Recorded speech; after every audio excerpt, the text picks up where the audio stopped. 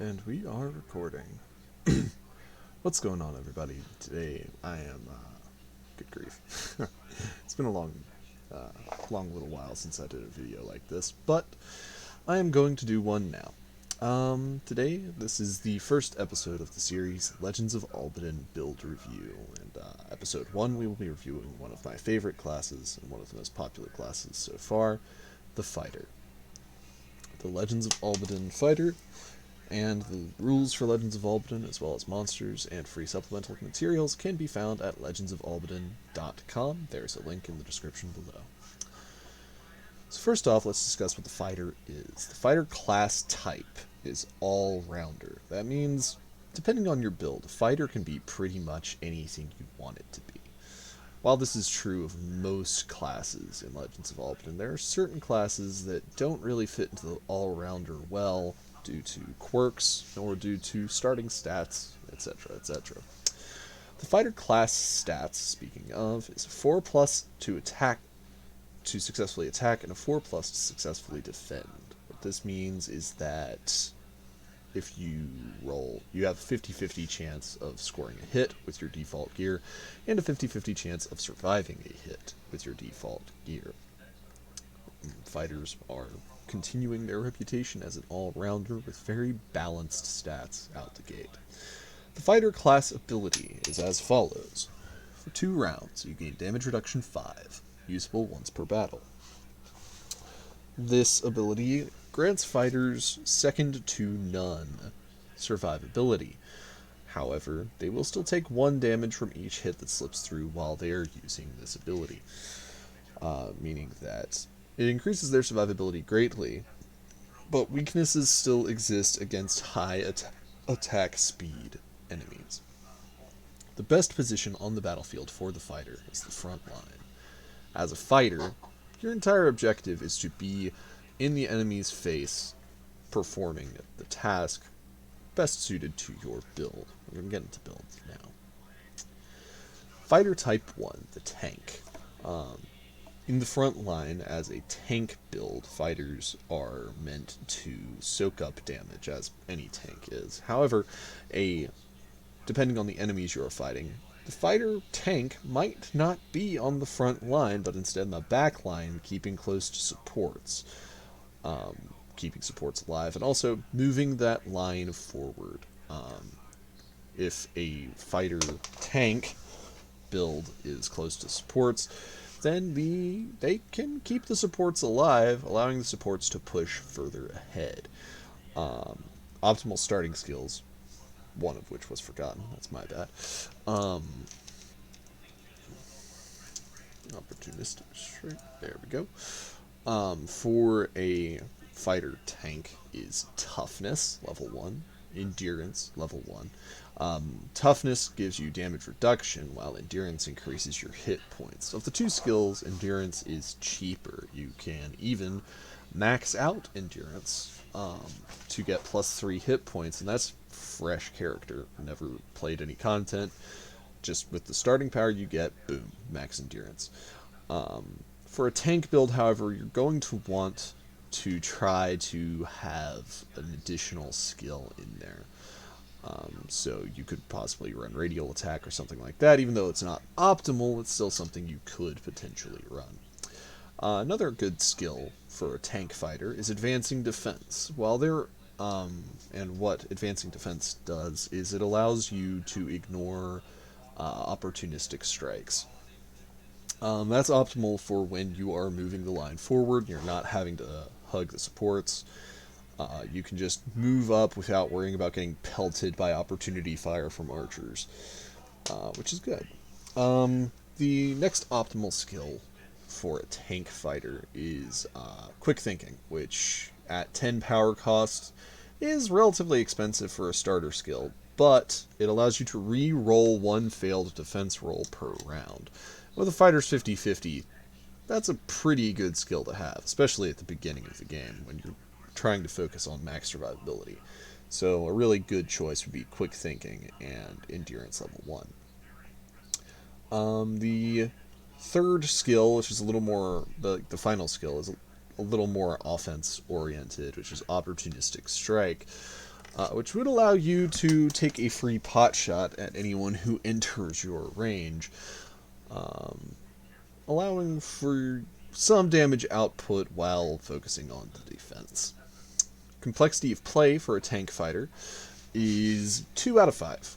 It's not the lowest complexity build possible, but your primary objective is to either get to the front line and stand there and absorb attacks, or to hug the supports, stand there and absorb attacks. It's not extremely complex, but it is extremely important, and if you're doing a good job, that good job will keep your party alive for longer than it would without you there.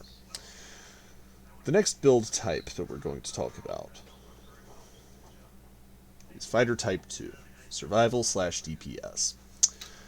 Playstyle for a survival DPS-oriented fighter is to use abilities and defense-type skills to survive, while using items and offense-type skills to eliminate MVPs.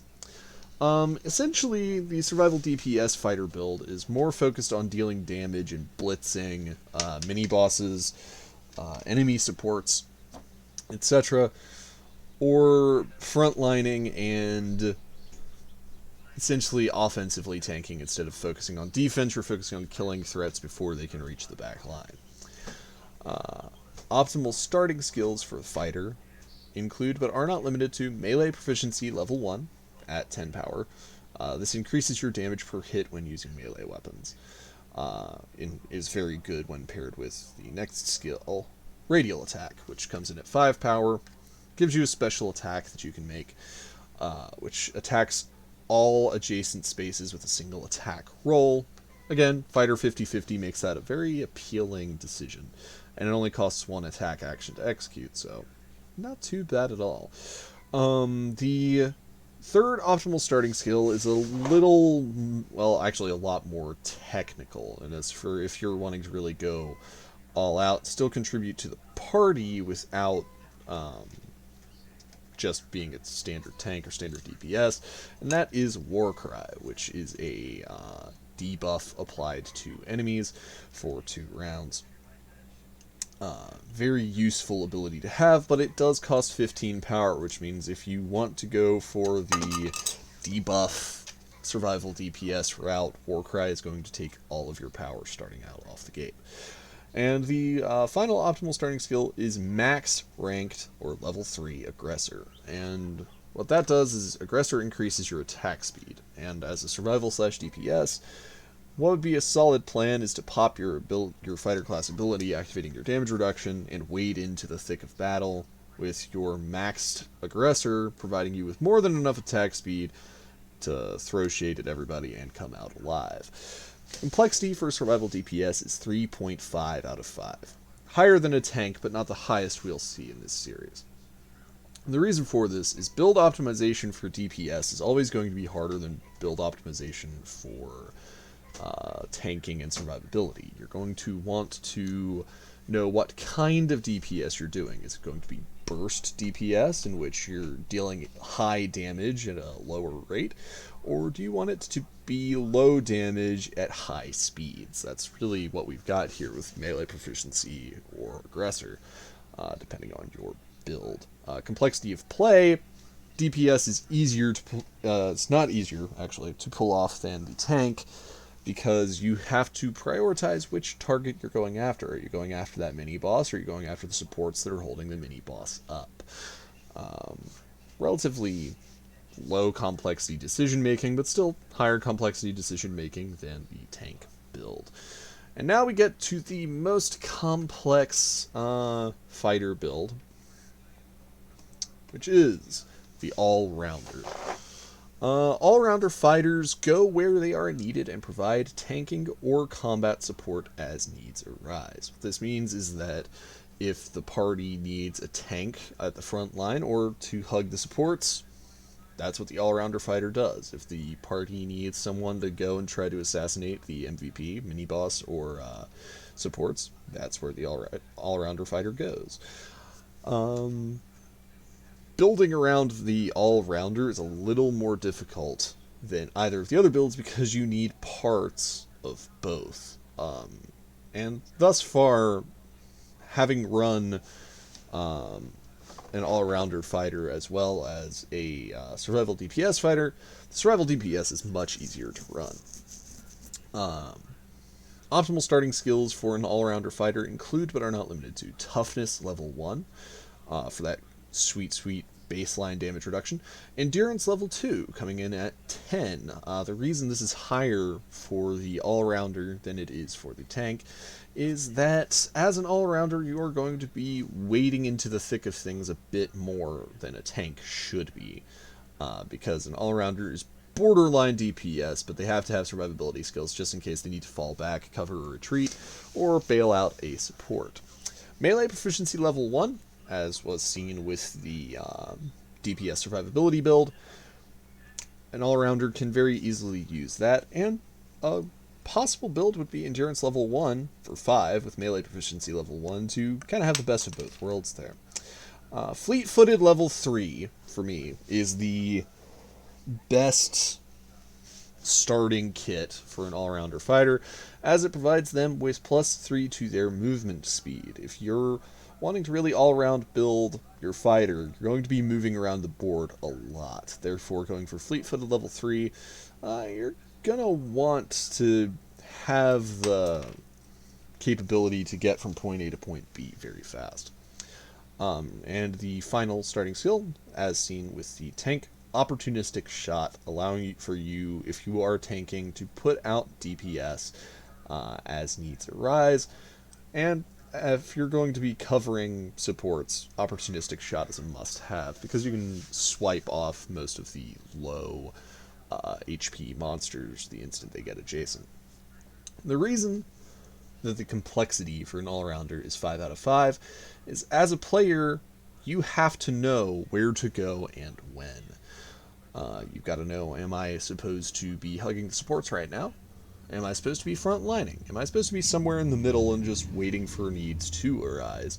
Or am I supposed to be going after the MVPs or mini-bosses that are on the field? As an all-rounder, you are going to have to make those decisions and understand that if your party is depending on you as a tank, that's the role you're going to need to be fulfilling. And that's how you're going to have to do it, but you're going to have to be ready to put out DPS as needs arise as well. All-rounder is satisfying to play, and a well-executed, well-rounded fighter can be the difference between victory and defeat. However, if they are not played properly and party needs a tank, but the party doesn't know they need a tank, and the fighter just wades into the thick of things, you're going to have enemies getting to the back line. An all-rounder, above all else, needs to be knowledgeable of enemy stats, so I would encourage you to read up on the director if you are going to be running an all-rounder. I seem to have forgotten to do this, so while we are on here,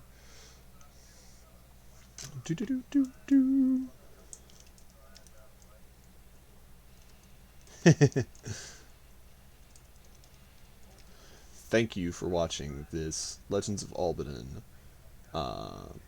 build guide for Legends of Albadyn class fighter.